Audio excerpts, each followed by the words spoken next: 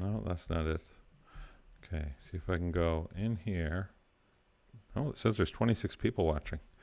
I was surprised. I didn't want to. I can't promise this is going to be entertaining. This is going to be me really trying to. I think I have everything working. The only thing that I don't have going on right now is being able to pull up my chat window. I shouldn't have to. In theory, I shouldn't have to open up a separate window. I should be able to just go to my channel somewhere, right? He says, asking nobody because he can't see anybody's responses right now. Diddly-do. If I went to that, if I went to my dashboard, and then I went to view channel. No, that drives me crazy. My channel trailer. Anytime I go to my channel trailer pops up. Why is it not? Recognizing me? Okay, let me try something here.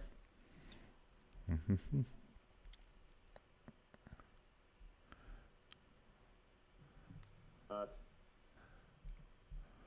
right. So by doing it this way, I've just this is probably not the proper way to do it, but I have anyway, I've done a little workaround. I basically opened another window and then muted it. So okay. So now let me see where we're at in the world of things. I see that there are people here because people are commenting. Somebody from Australia even.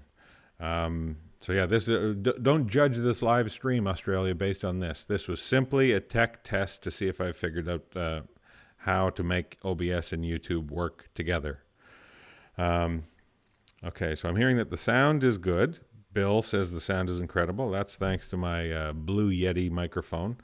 It's a large diaphragm condenser microphone. It's a USB microphone, and you see them everywhere. I've tested 1 million microphones, and I keep coming back to this one.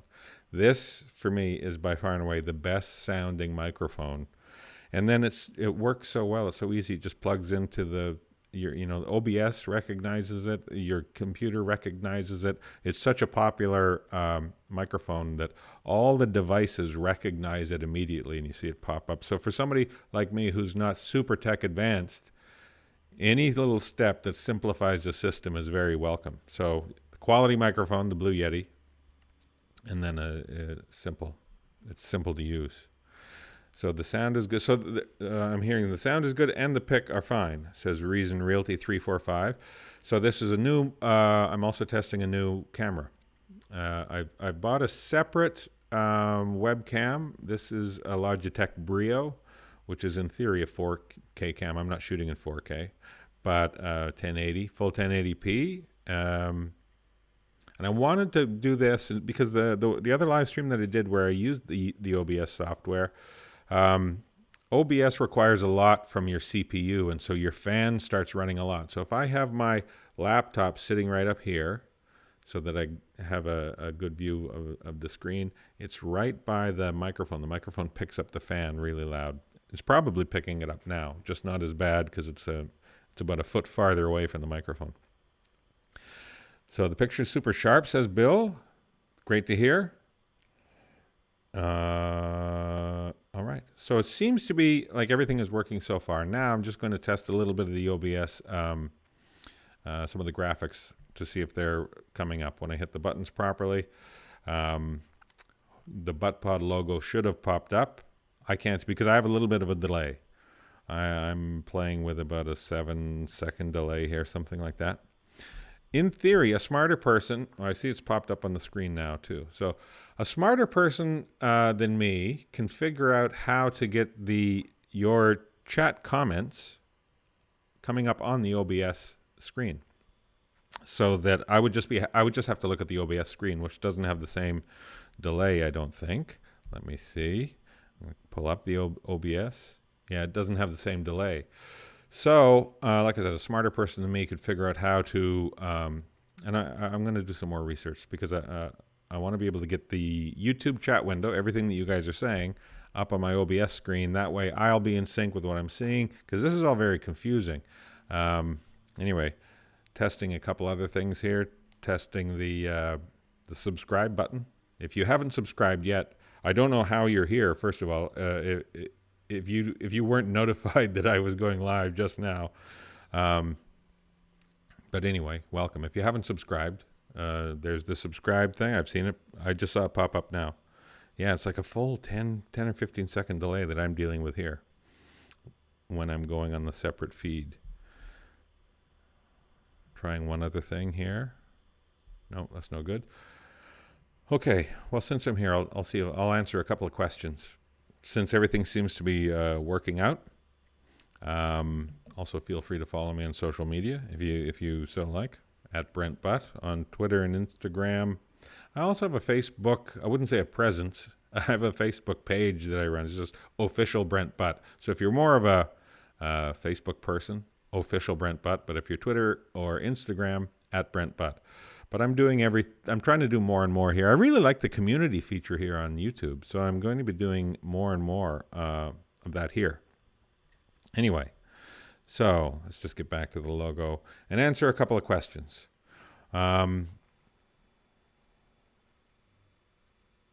Sean Patterson says, in the words of Forrest Gump, I'm not a smart man. I have no clue how to do anything live on YouTube. Well, I didn't really either until I did some research.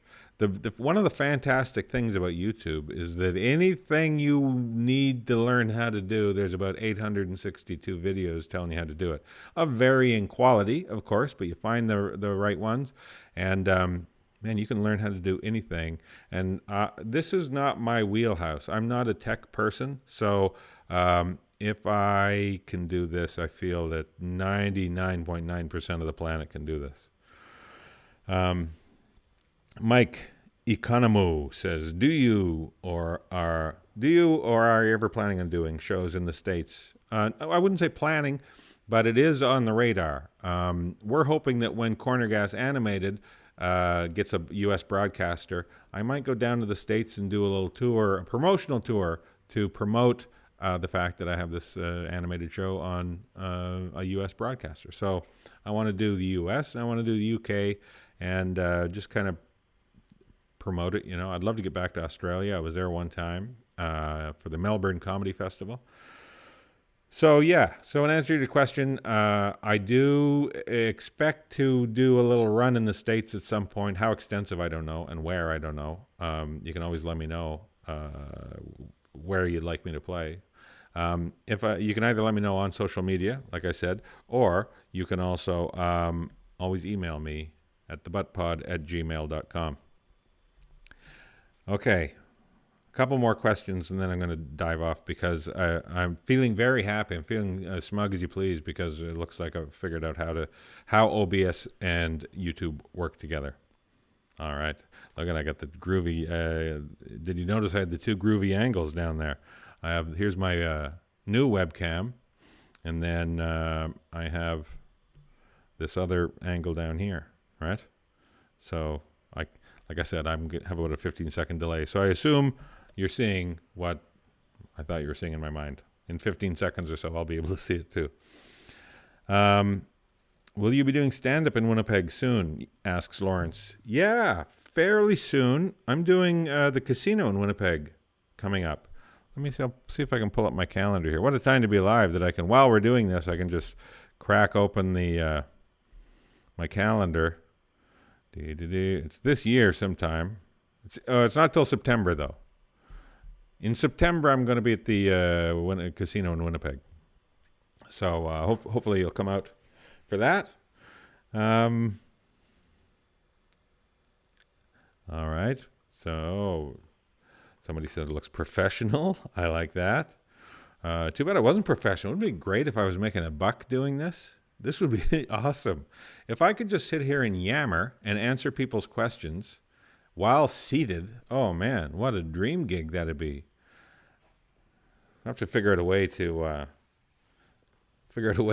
make that work, to just have the money flowing in from sitting on my arse and answering questions. Reed Martin asks, what were the best parts of working with Janet Wright? So many. She was very, very funny, and she had a great edge. She had no qualms telling you, just slamming you if she thought you were doing something stupid. And it was great. It was motherly or big sisterly, and she'd been in the business so long that and I'm new to acting, but even the other actors on the show who'd been doing it a long time, um, revered her. That's the word to use. We all revered her. She was a fantastic human being, very, very innately funny, very, very smart, like super razor smart, and just told people what she thought. And it's refreshing in this day and age. She was never cruel, but if she thought you were being an idiot, she'd tell you. She'd say, "Wow, you're really stupid to think that," those kind of things. But it was just a lot of fun. Man, the days that I had scenes to shoot with Janet, I always look forward to those. And I think everybody else did too. All the cast. If you look on the sheet and it'd say what scene you're doing tomorrow, and you're like, oh, that's going to be so much fun. I'm doing a scene with Janet. And she and I would also, I would tend to write scenes where she and I were eating together because we were both trying to watch our weight. In the real world, we weren't allowed to eat certain things, but I felt that in the script, if it was in the script, our characters could eat it. So there was a lot of craft dinner and hot dogs. It's two things that we both loved. Brent Butt for Order of Canada and PM. Yeah, that's a full plate. Yeah. Well, I would not want to be prime minister. I can tell you that. That's a job where the country elects you, and then the next morning you wake up and everybody hates you. So this seems like in the sour to me. And everything you do, at least 2/3 of the population hates every decision you make. So, and then you got people yammering. The opposition is crawling up your craw, right, for every little thing you do. So no thanks. But thanks for the Order of Canada notion. I would take that. Does anyone beat you at foosball?